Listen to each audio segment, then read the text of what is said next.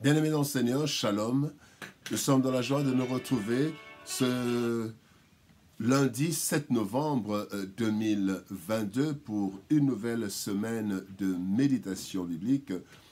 Et nous vous saluons au nom de notre Seigneur et Sauveur Jésus-Christ. Nous allons lire un texte dans la lettre de Paul aux Galates, chapitre 6, verset 9. Galates 6, 9 nous dit ceci. Ne nous lassons pas de faire le bien, car nous moissonnerons au temps convenable si nous ne nous relâchons pas. Faisons toujours le bien. Tel est le thème de notre méditation de ce lundi 7 novembre 2022. Bénéficier des biens des autres, des bienfaits des autres, est plus plaisant que faire du bien aux autres.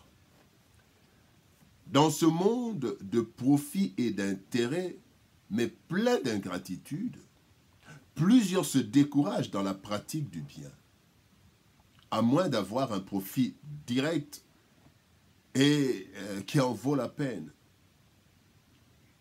Telle est la pratique courante du monde actuel. Il n'y a rien pour rien. La parole de Dieu, pourtant, à travers ce texte, le texte de ce jour, nous appelle à un comportement différent. Nous devons toujours faire le bien sans nous lasser. Cela n'est pas une chose facile, bien-aimés, mais le fruit du bien est toujours agréable et bénéfique. Tirons quelques leçons de notre texte du jour. D'abord, parlons de ceux qui nous lassent. Dans le psaume 55, versets 13 à 14, il est dit « Ce n'est pas un ennemi qui m'outrage, je le supporterai. Ce n'est pas mon adversaire qui s'élève contre moi, je me cacherai devant lui. C'est toi que j'estimais mon égal, toi, mon confident et mon ami.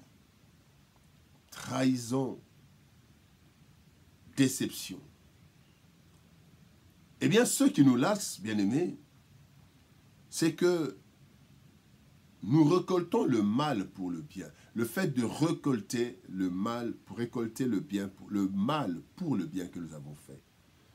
Plusieurs ont pratiqué le bien, mais le monde les a découragés. Le psalmiste est en train de dire, c'est mon ami.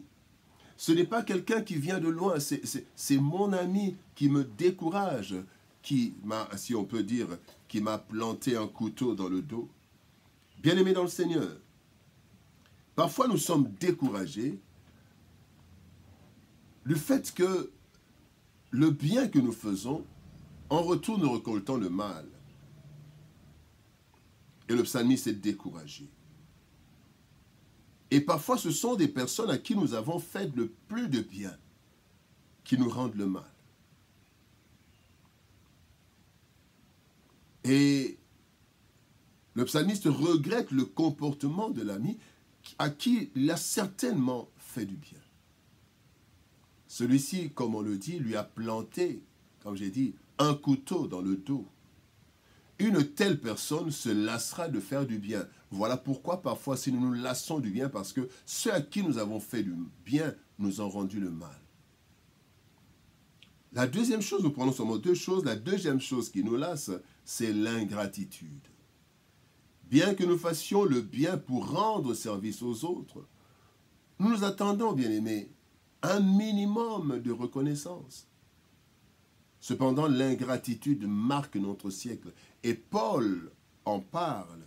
Il évoque cela dans 2 Timothée chapitre 3, verset 2, quand il parle du comportement des hommes du dernier temps. Ils seront égoïstes. Et à la fin, il dit, ils seront ingrats. C'est un caractère.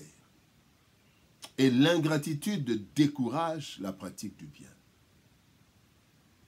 Voyons maintenant ce qui doit nous encourager. Dans Matthieu chapitre 6, verset 10, il est dit « Dieu n'est pas injuste pour oublier votre travail et l'amour que vous avez montré pour son nom, ayant rendu et rendant encore des services aux saints. » Le monde ne doit pas nous décourager dans nos bonnes attitudes et nos bonnes habitudes. Trois vérités doivent toujours nous encourager. La première vérité, c'est que nous sommes de la nature divine.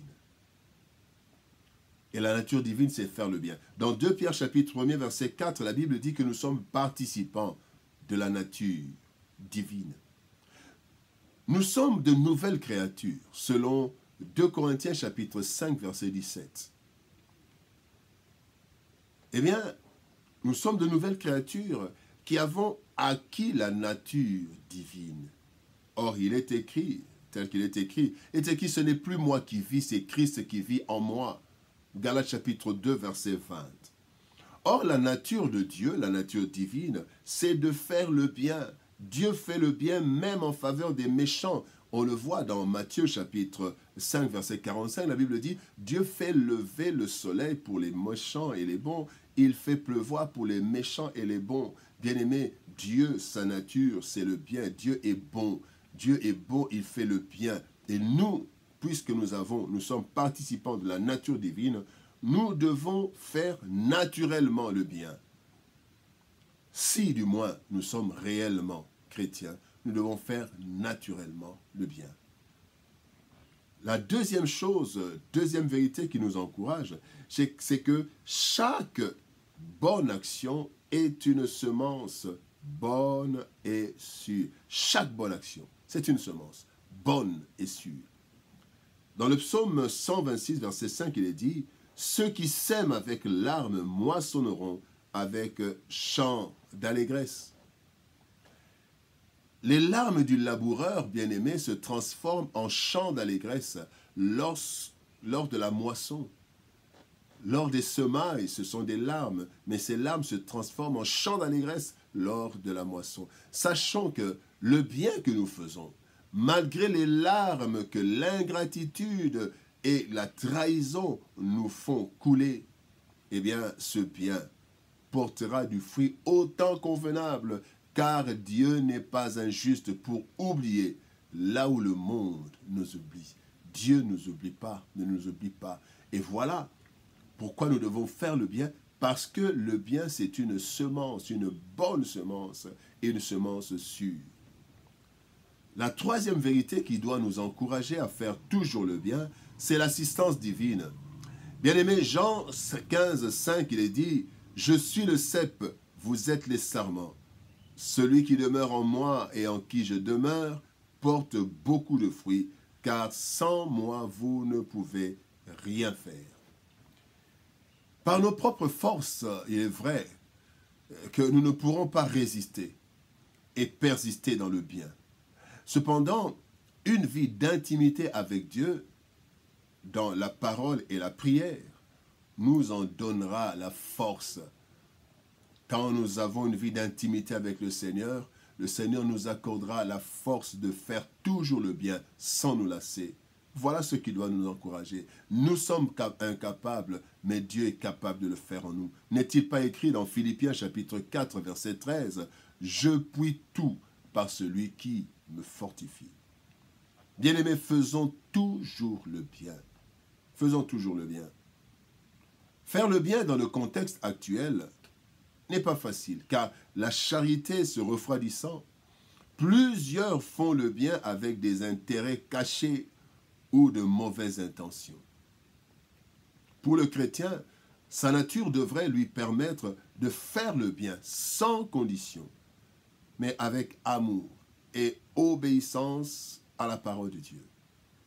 C'est ainsi qu'il sera béni du fait d'abord d'être un instrument de Dieu, mais aussi il sera récompensé, car tout bien accompli est une semence qui porte du fruit tôt ou tard. Prions. Éternel Père de gloire, Dieu Tout-Puissant, nous venons devant toi, Seigneur, toi qui nous fais toujours du bien. Tu nous as réveillés, Seigneur, ô éternel, ô Dieu. Tu nous as donné une nouvelle journée. Tu nous as fait du bien. Tu as gardé notre souffle de vie. Et nous venons te prier, Seigneur, ô Dieu de gloire, de nous donner la force de toujours faire le bien, comme toi tu le fais. Je te prie pour un frère, pour ma soeur, pour mon frère, celui qui a été découragé à faire le bien parce que En retour du bien qu'il a fait, il a souvent récolté le mal. Seigneur, que mon frère et ma sœur ne se découragent pas, mais qu'ils sachent que, Seigneur, ô Éternel Dieu de gloire, en tant que chrétiens, ils sont de la nature divine. En tant que chrétiens, nous savons que toute bonne semence, toute bonne action, tout bon acte est une semence.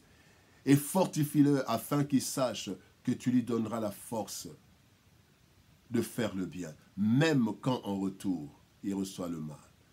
Éternel Dieu de gloire, pour ceux qui ont été découragés, peut-être ont juré de ne plus jamais faire le bien, Seigneur, fais qu'ils reviennent sur leur position et qu'ils fassent le bien, parce que c'est ce que toi tu veux. Tu veux que nous fassions toujours le bien sans nous lasser, car nous moissonnerons au temps convenable. Bénis cette semaine, Seigneur, bénis cette journée. Que celui qui écoute et qui suit cette émission, ce programme éternel, soit béni par toi, toi dont la bénédiction enrichie et qui n'est suivie d'aucun chagrin. Que ceux qui sont faibles soient fortifiés, que ceux qui pleurent soient consolés, et que ta grâce soit sur nous tous. C'est dans le précieux et puissant nom de notre Seigneur Jésus-Christ que nous avons ainsi prié. Amen. Que Dieu nous bénisse. Shalom, au revoir et à demain.